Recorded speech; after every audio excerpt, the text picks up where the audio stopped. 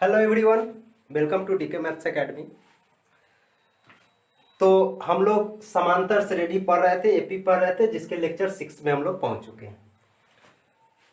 और लेक्चर 6 से पहले हम आपको जो लेक्चर 5 तक 1 से लेके 5 तक पढ़ा था, उसमें ये सब चीज पढ़े थे। उसमें हम आपको बता दें कि एल का मतलब हो जाता है अंतिम पद, या अगर मान लेते हैं कि किसी एपी में एन पद ही है तो उसका एनवा पद कहिए चाहे फिर अंतिम पद कहिए, दोनों एक ही बात हो जाएगी। तो यहाँ पर हम जो भी लेके चल रहे हैं वो देख ए लेके चल रहे हैं कि उस एपी में एन ही पद है, इसीलिए एल और ए एन को हमने बराबर कर दिया है। तो आप ए एन का formula A plus N minus one into D use कीजिए, चाहे अंतिम पद भी पूछे तो यही लगाइए।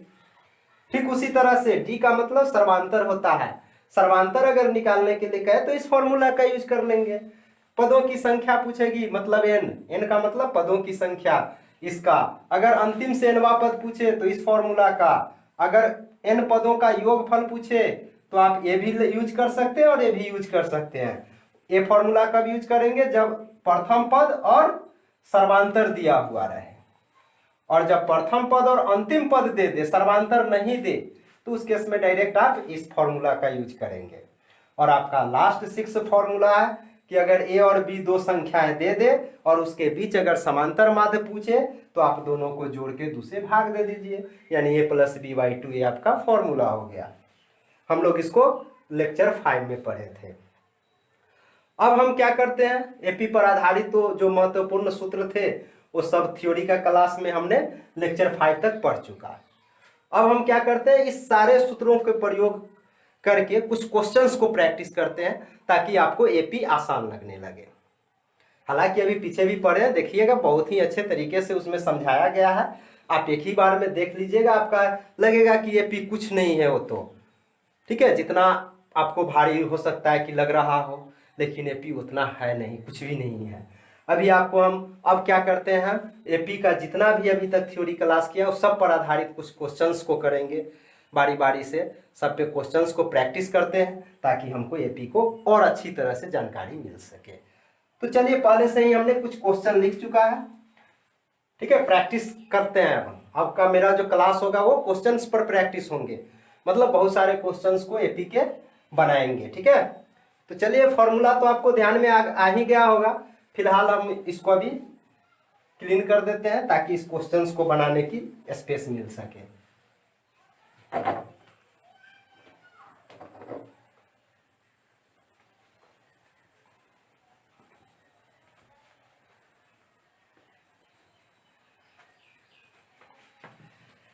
चलिए, आपका सवाल है, देखिए आपका सवाल क्या है, कहता है निम्नलिखित स्थितियों में से किन स्थितियों में संबद्ध संख्याओं की सूची एपी में है और क्यों है। मतलब हमने यहाँ 1 2 3 4 क्वेश्चंस दिए हैं और क्वेश्चंस को हमने बीच में लाइनिंग कर दिया ताकि आपको पता चले कि पहला क्वेश्चन यहाँ से लेके यहाँ तक है, ये दूसरा क्वेश्चन है, ये तीसरा है और ये चौथा है। अब इस सारे क्वेश्चंस को हमें हल करने हैं, और हल क्या करने हैं आपको सिर्फ बताने हैं, एपी के परिभाषा पे आधारित है। तो आपको सिर्फ ये बताने हैं कि चारों क्वेश्चन में से कौन एपी में है और कौन एपी में नहीं है। अगर एपी में है तो क्यों है, और नहीं है तो क्यों नहीं है, यही तो जवाब देने हैं। तो चलिए, पहला क्वेश्चन को हम देखते हैं। इसके लिए पहले हम एपी के परिभाषा को रिवाइज कर लेते हैं ताकि आपको क्वेश्चंस बनाने में सुविधा हो। हम लोग लेक्चर 2 में पढ़ चुके हैं, इसके जो सेकेंड लेक्चर थे उसमें हमने एपी का परिभाषा पढ़ा था, उसी को हम एक बार रिवाइज कर लेते हैं।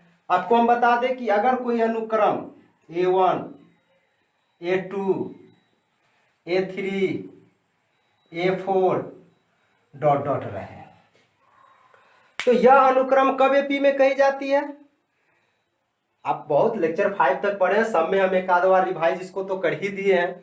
अब तक तो आपको अगर लेक्चर 5 तक देख चुके होइएगा तो ये तो आसानी से याद होगा। हाँ, ठीक बोल रहे हैं, बोलिए क्या। दूसरा में से पहला को घटा लेते हैं, फिर तीसरा में से दूसरा को घटाते हैं, फिर चौथा में से तीसरा को घटाते हैं, अगर सब बराबर आ जाए तो कहते हैं हम लोग यह अनुक्रम क्या है, एपी में। एकदम करेक्ट। चलिए, क्या देखा कि मतलब दूसरा में से पहला को घटा लेना है, तीसरा में से दूसरा को घटा लेंगे, चौथा में से तीसरा को घटाएंगे। अगर ये सब बराबर आ जाए, और आगे भी पांचवा में से चौथा घटाइए, मतलब कहीं भी लगातार में से कोई दुगो को घटाइएगा, सब अगर इक्वल आ जाता है तो हम कहते हैं कि वह एपी में है। यही ना था। चलिए इसको हम दूसरे भाषा में समझने का प्रयास करते हैं। जैसे आपको एपी का कुछ उदाहरण हमने दिया था।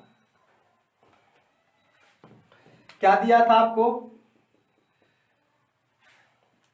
जैसे मान लेते हैं 2, 4, 6, 8 ले लिया, डॉट डॉट दे देते हैं। तो ये आप एपी में है कि नहीं है? यस है। हाँ ठीक है। क्या कि 4 में से 2 घटाएंगे तो 2 आएगा ना, फिर 6 में से 4 घटाइए 2 आएगा, 8 में से 6 घटाइए 2 आएगा, सब में 2 2 आ रहा है ना, मतलब समान एपी में है। यानी हर एक दूसरा पद में से पहला घटाएंगे, तीसरा में से दूसरा को, चौथा में से तीसरा को, फिर पांचवा में से चौथा को। अगर सब समान आए, सब समान आना चाहिए, कुछ भी आए, जैसे 2 आया तो सब 2 आना चाहिए, 3 आएगा तो सब 3 आना चाहिए, तो एपी में होता है। यही ना था। अब इसको हम दूसरे भाषा में परिभाषित करने का प्रयास करते हैं, जो हमको किसी क्वेश्चन को देखते ही पता चल जाए। हालांकि ये आपको घटा के देख लेंगे, आ गया तो ठीक है। अगर लैंग्वेज वाला है तो वहां के लिए हम देख लेते हैं। क्या याद रखना है कि अगर कोई भी पद जस्ट पिछला वाला में कोई खास अंक जोड़ के लिखा जाए या घटा के लिखा जाए, जोड़ के लिखा जाए या घटा के लिखा जाए तो एपी में होगा, और गुना करके लिखा जाए या भाग करके लिखा जाए तो आपका जीपी में होगा। हमने सीक्वेंस के 3 टाइप पढ़े थे, पहला एपी, दूसरा जीपी और तीसरा एचपी पढ़ा था। आपको याद होगा लेक्चर 1 में हमने इसको बताया था कि अनुक्रम के 3 प्रकार होते हैं, पहला एपी, दूसरा जीपी और तीसरा एचपी ना। तो एपी में कब कहा जाता है कि कोई भी पद अपने से ठीक पिछला पद में कोई खास अंक जोड़ के लिखा जाए या घटा के लिखा जाए। जैसे यहाँ पे क्या है कि 2 में 2 जोड़ जोड़ के लिखा गया, देखिए इसमें 2 जोड़ के लिखा गया, 4 फिर 2 जोड़ा 6 फिर 2 जोड़ा 8, जोड़ जोड़ के लिखा हुआ है खास अंक 2। आप चाहे तो इसको भी कह सकते हैं 195, 90, फिर 85, डॉट डॉट। एपी में है तो हाँ है, क्योंकि इसमें घटा के लिखा गया।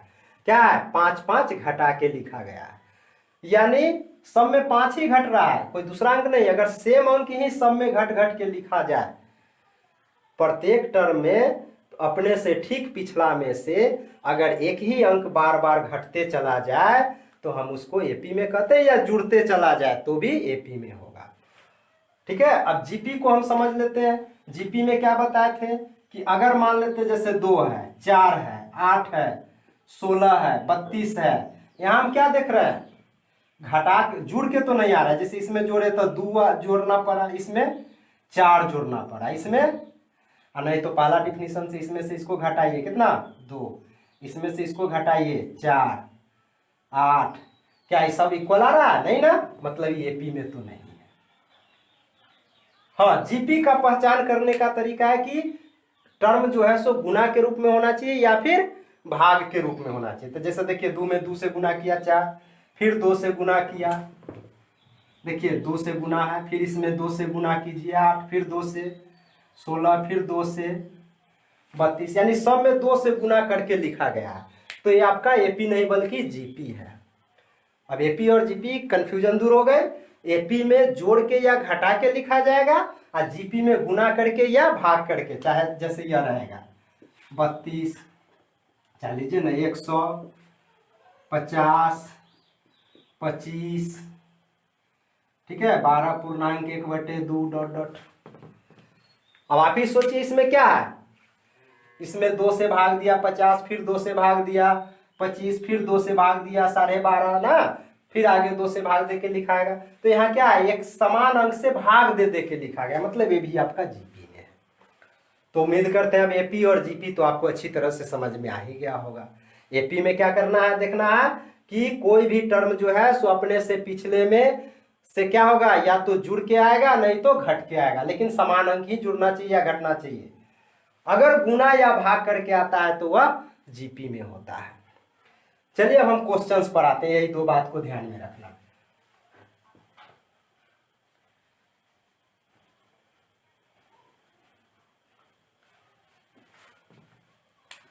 आपका पहला सवाल है, प्रत्येक किलोमीटर के बाद का टैक्सी का किराया, जबकि प्रथम किलोमीटर के लिए किराया 15 रुपया है। कहता है कि अगर आप टैक्सी से जाते हैं कहीं, तो जहां से चढ़ा वहां से अगर 1 किलोमीटर जाते हैं तो आपको 15 रुपए देने होंगे, है ना। प्रत्येक यहाँ प्रथम किलोमीटर के लिए किराया आपको 15 रुपया देना है। अगर 1 किलोमीटर जाते हैं तो कितना देना होगा, 15 रुपया। अगर आप 2 किलोमीटर जाते हैं तो क्वेश्चन में कहता है कि शुरू वाला 1 किलोमीटर का तो दाम फिक्स्ड है जो 15 रुपया देना है, उसके बाद अगर आप जाते हैं 6 किलोमीटर उतना आपको 8 रुपया लगेगा। कहता है प्रथम किलोमीटर के लिए किराया 15 रुपया और इसके बाद का जो किलोमीटर होगा प्रत्येक किलोमीटर उसका किराया 8 रुपया लगेगा। तो बोलिए अगर 2 किलोमीटर जाते हैं तो 1 किलोमीटर का तो 15 और फिर दूसरा का किलोमीटर का तो 8 रुपया आपको लग रहा है, तो 15 8 23 होगा ना। अगर कोई व्यक्ति 3 किलोमीटर जाता है तो उसको किराया कितना देना होगा, पहला किलोमीटर का फिक्स्ड है 8 रुपया देना है, उसके बाद जितना किलोमीटर आगे जाइएगा 8 रुपया बढ़ते जाएगा। तो बोलिए पहला किलोमीटर गए तो 15 तो फिक्स्ड है आपका, अगर 2 किलोमीटर गए तो पहला का तो 8 दे देना है, दूसरा का 23 देना है, सॉरी 8 किलोमीटर तो 15 8 23 रुपया आपको टोटल देना होगा। अगर आप 3 किलोमीटर जाते हैं तो पहला किलोमीटर का आपको 15 रुपया, ठीक है। कोई व्यक्ति अगर 3 किलोमीटर जाता है टैक्सी से तो उसको शुरू का 1 किलोमीटर का दाम 15 रुपये देने हैं और उसके बाद 2 किलोमीटर गया था कितना बढ़ जाएगा, उसके बाद जो जितना किलोमीटर जाएगा उतना 8 रुपया बढ़ेगा, तो 2 गया था 8 8 16 रुपया बढ़ जाएगा, मतलब 23 8 जोड़ लीजिए,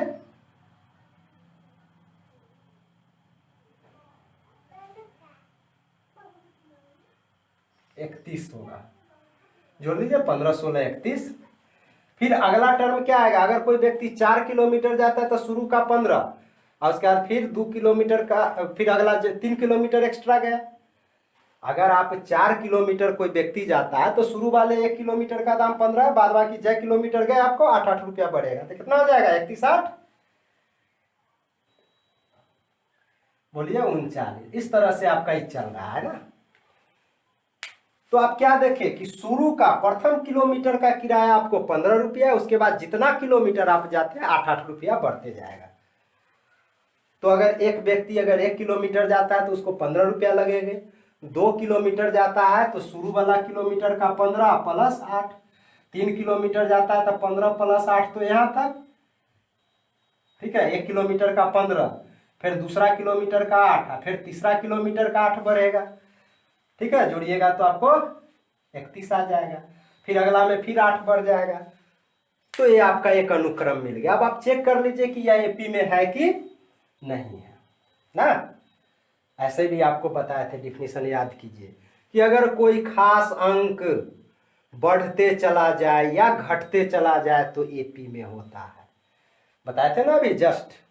तो ठीक वही बात है, यहाँ शुरू में 15 है और उसके बाद 8 8 रुपया बढ़ रहा है, प्रत्येक अतिरिक्त किलोमीटर का किराया कितना बढ़ रहा है, 8 8 रुपया बढ़ रहा है। तो एक सेम अंक 8 बढ़ रहा है, हमेशा जोड़ जोड़ के लिखा जाएगा, तो इसीलिए क्या आ गया, एपी में है ना।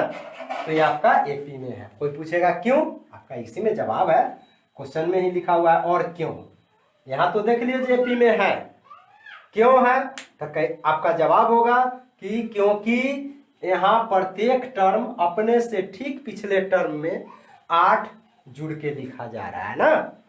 या दूसरा तरीका जो आपको बताया गया था क्या, A2 माइनस A1, बोलिए 23 माइनस 15 8, फिर A3 माइनस A2, फिर चौथा में से तीसरा घटाना है, फिर पांचवा में से चौथा, इस तरह से। तो बोलिए 31 माइनस 23, 39 माइनस 31, सब में 8 8 आ रहा है ना। तो क्या देख रहे हैं, आगे भी अगर इसी तरह अगर आप निकालते हैं तो क्या आ रहा है, A2 माइनस A1 बराबर A3 माइनस A2 बराबर A4 माइनस A3 बराबर डॉट डॉट सब 8 के बराबर आएगा ना, इसीलिए वह क्या है, AP में है। यह किस में है, AP में। यानी पहला सवाल का जवाब मिल गया कि आप AP में है। क्वेश्चन पूछ रहा है जी चारों में से आपको बताना है जो कौन AP में है और कौन AP में नहीं है। तो पहला सवाल आपका AP में है, क्यों है, क्योंकि आपका जो AP के परिभाषा को फॉलो कर रहा है ना, क्योंकि हर एक अगला टर्म अपने से ठीक पिछले टर्म से 8 ज्यादा है। पहला सवाल AP में है, क्यों है, क्योंकि इसका हर एक अगला टर्म अपने से ठीक पिछले टर्म में से 8 ज्यादा है। या फिर इसी सवाल से कह सकते हैं क्योंकि फर्स्ट 15 से स्टार्ट होता है और प्रत्येक अगला टर्म जो है सो 8-8 बढ़ रहा है, प्रत्येक अतिरिक्त किलोमीटर के लिए किराया 8-8 रुपया बढ़ रहा है, इसीलिए क्या है, AP में है। दूसरा देखिए, कहता है किसी बेलन में उपस्थित हवा की मात्रा जबकि वायु निकालने वाला पंप प्रत्येक बार बेलन के शेष हवा का 1/4 भाग, इस पर गौर कीजिए। अभी हमने आपको बताया है कि अगर कोई टर्म अपने से ठीक पिछला टर्म में गुना करके या भाग करके लिखा जाए तो वह AP में नहीं होता है बल्कि GP में होता है। तो इसका तो जवाब आपको डायरेक्ट ही मिल गया है, क्या मिल गया, यहाँ भाग है तो इसीलिए किसमें है, GP में है, AP में नहीं है। तो दूसरका का तो आपको सीधा जवाब मिल गया कि यह AP में नहीं है। क्यों नहीं है, क्योंकि यहाँ भाग का सेंस है। किसका सेंस है, भाग का है। ठीक है, चलिए तीसरका को देखते हैं। तीसरका कहता है प्रत्येक मीटर की खुदाई के बाद एक कुआं खोदने में आई लागत, यानी 1 मीटर खुदाई का दाम 150 रुपया है, उसके बाद जय मीटर नीचे खुदाई होगा 50-50 रुपया बढ़ती। यहाँ बढ़ना का सेंस है, बढ़ना या घटना का सेंस होगा तो AP में, और गुना या भाग का सेंस होगा तो GP में। तो यहाँ तो आपको डायरेक्ट या बढ़ती जाती है मतलब AP में है, बनाने की जरूरत नहीं है। अगर फिर भी आप कहते हैं तो हम कर देते हैं। चलिए देखते हैं, चलिए ऊपर से हम पहला को क्लियर करते हैं।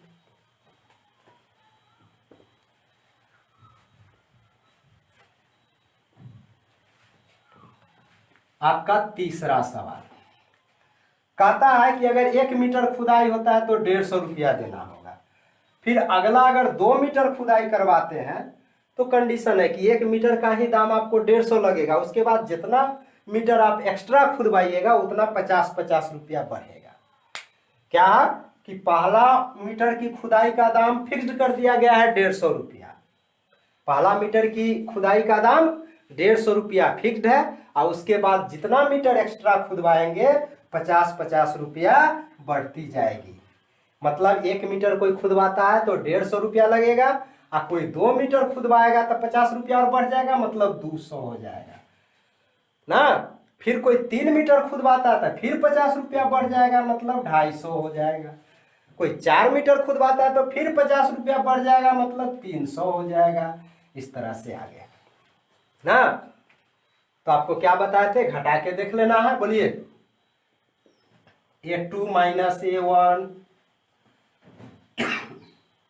200 माइनस कितना 50, A3 माइनस A2 तो 250 minus 200 50, A4 minus A3 300 minus 250 50। आगे भी उसी तरह से घटाइएगा तो सब 50-50 आ जाएगा।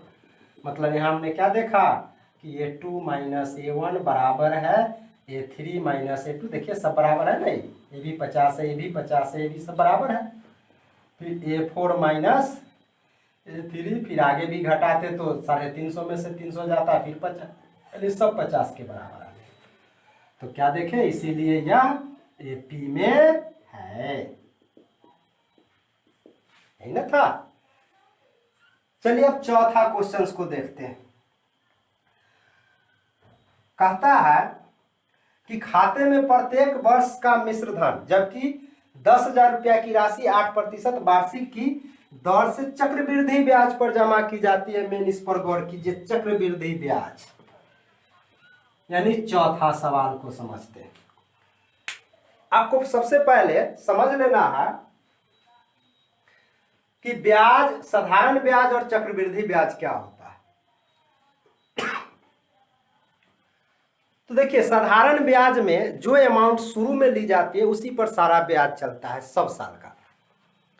लेकिन चक्रवृद्धि ब्याज में क्या होता है कि मान लेते हैं आपने 1,000 रुपया लिया, ठीक है, अगर आप 5 साल रखें तो आपका सीधा 1,000 का ही आपका ब्याज जो है सो चलेगा 5 साल तक। लेकिन अगर आप चक्रवृद्धि ब्याज पर लिए हैं, इसका मतलब है और 5 साल अगर रख लिए तो आपका बहुत ज़्यादा अमाउंट आने वाला है, क्योंकि 1,000 रुपया का 1 साल में आपका क्या किया जाएगा, जो रेट है, जैसे यहाँ 8% दिया है तो 8% का क्या होगा, जो आएगा ब्याज वो आपको जोड़ के रख देगा। मान लेते हैं कि 1,000 का यहाँ 10,000 रुपया, ठीक है, मान लेते हैं कि आपने 10,000 रुपया लिया। कितना रुपया लिया? 10,000 रुपया।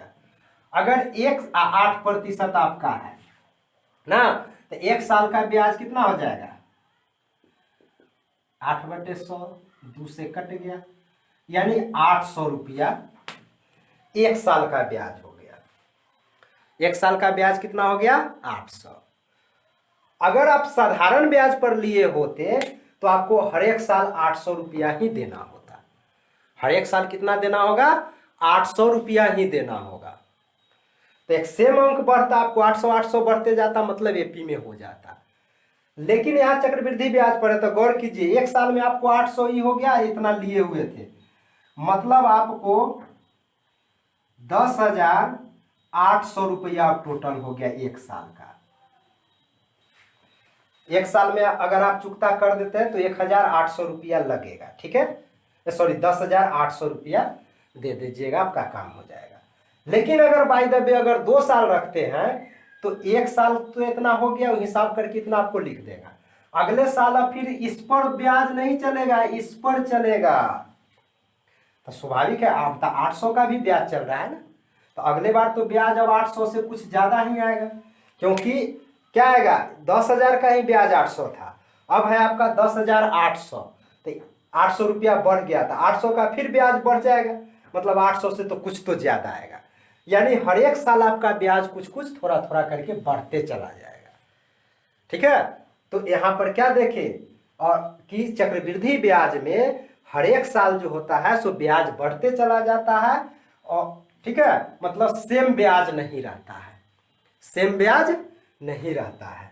और साधारण ब्याज में रहता तब इसका जोड़ता नहीं है, आप जैसा रखिए इतना ही का ब्याज चलता, मतलब 800 रुपया ही आपका हर एक साल बढ़ता, तो आपका एक सेम अंक 800 बढ़ता ना, जैसे यहाँ 50 बढ़ रहा है उसी तरह से 800 बढ़ता, तो आपका एपी में हो जाता। लेकिन यहाँ चक्रवृद्धि ब्याज के कारण आपको पहली बार 800 बढ़ेगा, अगली बार में 800 से कुछ ज्यादा बढ़ेगा, फिर 800 से और कुछ ज्यादा बढ़ेगा, इस तरह से घटाने के बाद सब सेम नहीं आने वाला है ना। तो इसीलिए वह चौथा भी जो है सो क्या है, आपका एपी में नहीं है, यह एपी में नहीं है।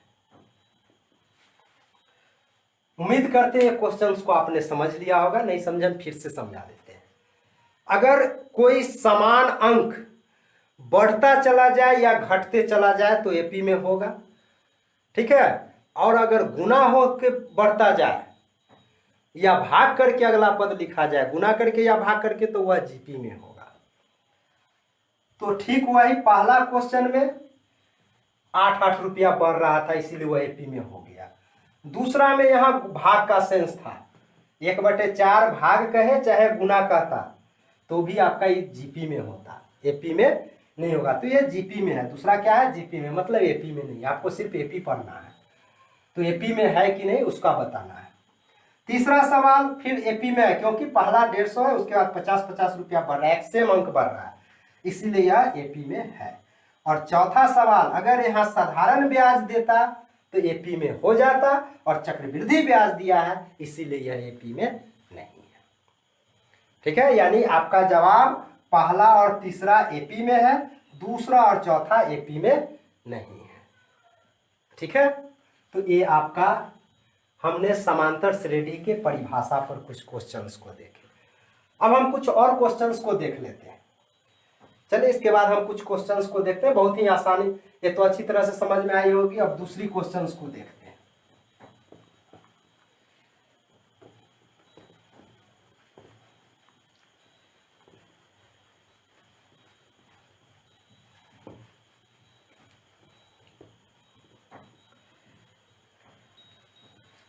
अगला क्वेश्चन है आपका एक क्वेश्चन पढ़ा, दूसरा सवाल हम देखते हैं कि कहता है 4 पद निकालना है, दी हुई एपी के प्रथम 4 पद लिखिए। क्या कहता है? दी हुई एपी के प्रथम 4 पद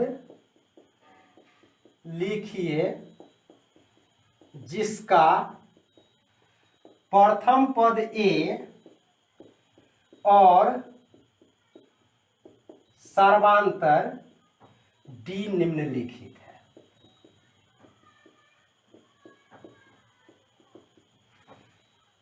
पहला सवाल हम दे देते हैं आपको, ए बराबर 10 है और डी बराबर भी 10 है।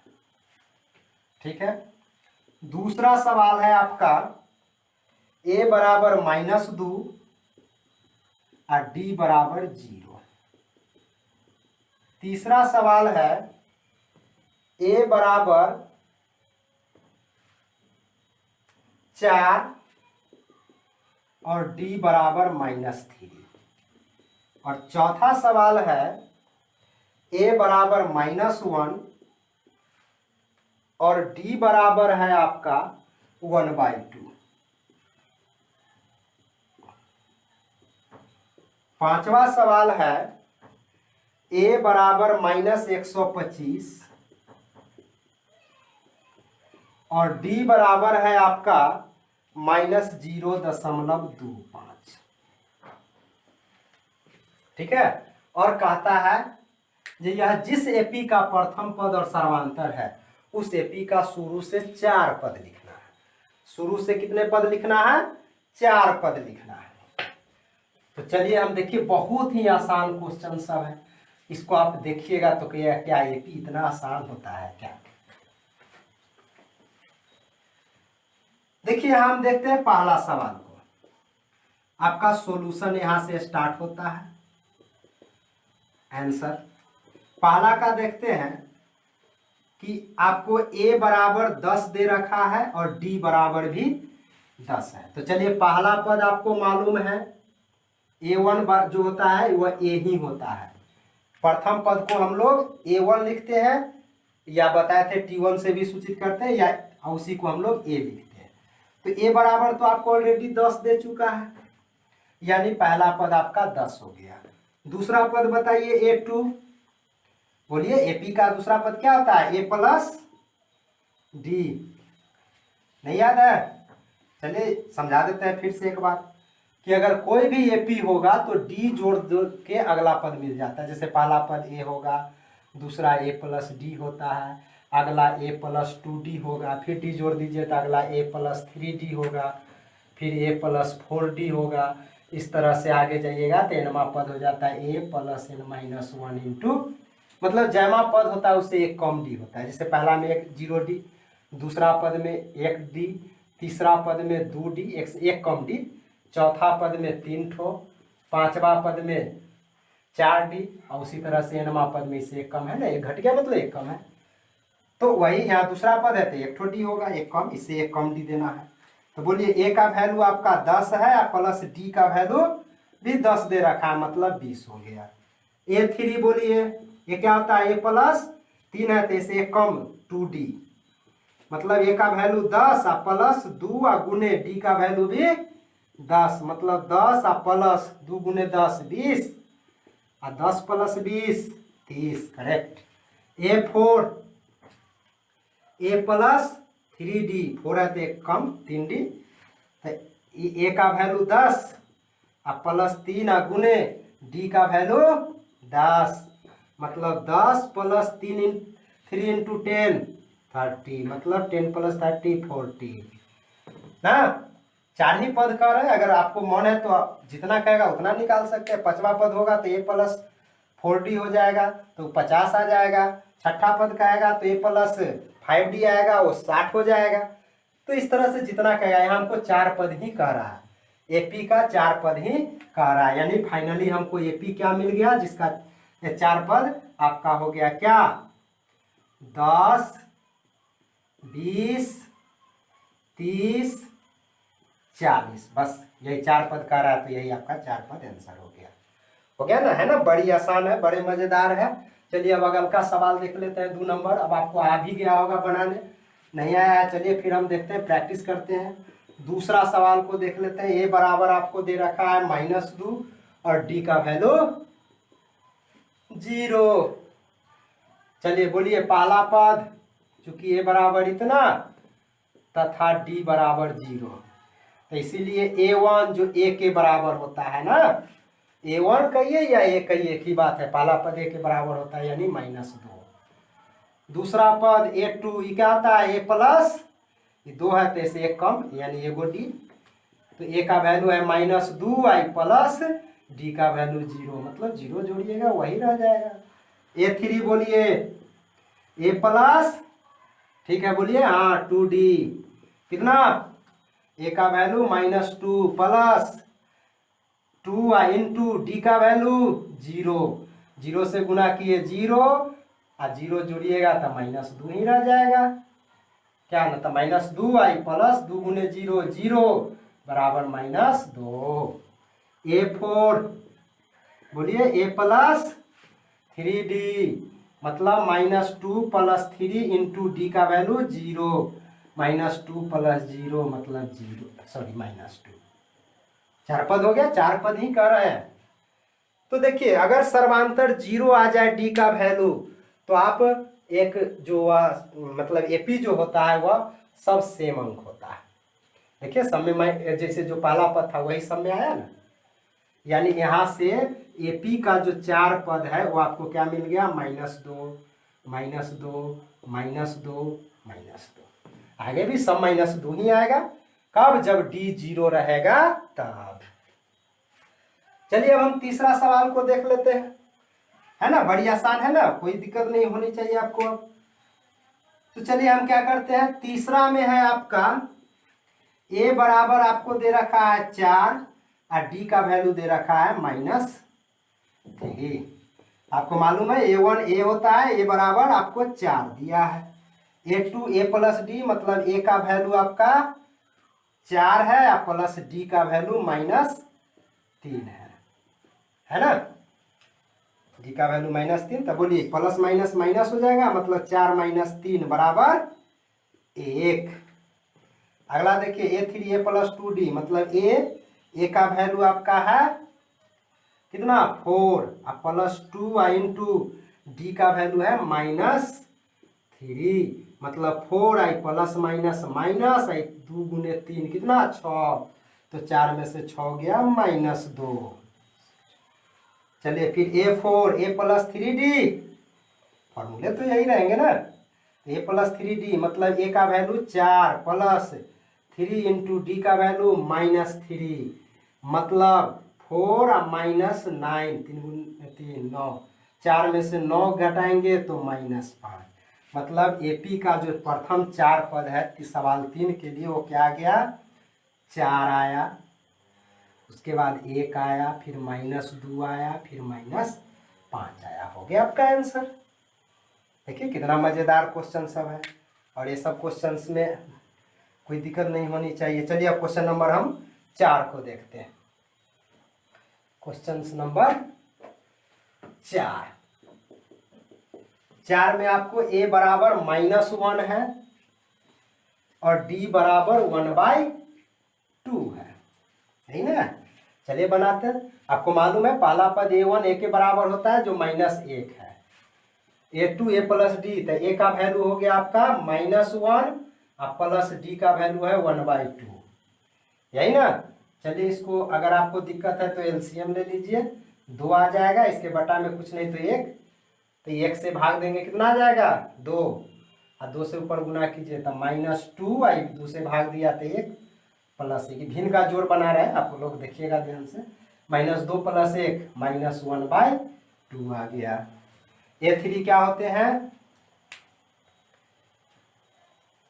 चलिए इसको हम फ्रेश से देख लेते हैं क्या, आप लोगों को यहाँ शायद समझने में दिक्कत हो रही है, इसीलिए हम इसको क्लियर कर देते हैं आपको। ये तो आपको ठीक है, A2 होता है A + D, तो A का वैल्यू है -1 और प्लस D का वैल्यू है 1/2। चलिए इसमें लघुत्तम 2 हो गया, इसके बटा में कुछ नहीं तो 1 समझिए, तो भिन्न का जोड़ और घटाव के लिए यही रूल है ना, जो नीचे वाले का एलसीएम ले लेते हैं, 1 और 2 का लघुत्तम 2, नीचे वाला से 1 से भाग दीजिए तो 2, 2 से ऊपर गुना कर दीजिए -2, प्लस 2 से भाग दीजिएगा 2 में तो 1, 1 से ऊपर गुना कर दीजिए 1 ना, आपका फाइनली क्या आ गया -2 + 1। जब प्लस माइनस का झंझट हो ना, कुछ नहीं कीजिए, बड़ा अंक में से छोटा को घटा लीजिए, जब एक प्लस और एक माइनस रहे तो बड़ा में से छोटा को घटाइए, 2 में से 1 गया 1, और बड़का का चिन्ह दीजिए, यहाँ 2 बड़ा है, इसका चिन्ह माइनस है तो माइनस, अब / 2 हो गया आपका आंसर। चलिए A3 को देखते हैं, तो A3 क्या आता है A + 2D, तो A का वैल्यू है आपका -1 और +2 × D का वैल्यू है 1/2, 2 से 2 तो कट गया, तो आपको बच गया -1 आई +1, 1 में से 1 गया 0।